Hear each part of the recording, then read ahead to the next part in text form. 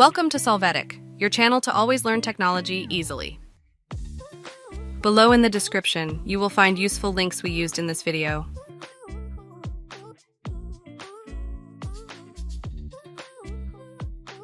Today in Solvetic, we will see how to use formulas in Excel Basic.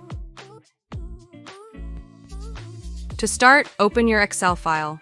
Here, select a cell and enter the equal sign followed by the sum function. Then click on the first cell, enter a colon, and click on the next cell in the range. You can press enter or enter parentheses to see the result.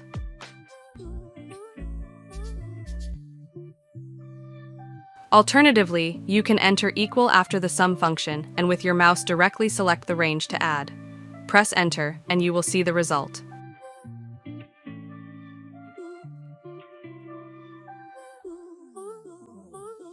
Hey, remember to subscribe Solvetic channel.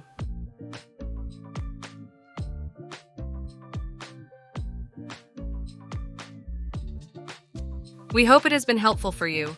Here are links to watch more videos of your interest and subscribe to the Solvetic channel. Thank you.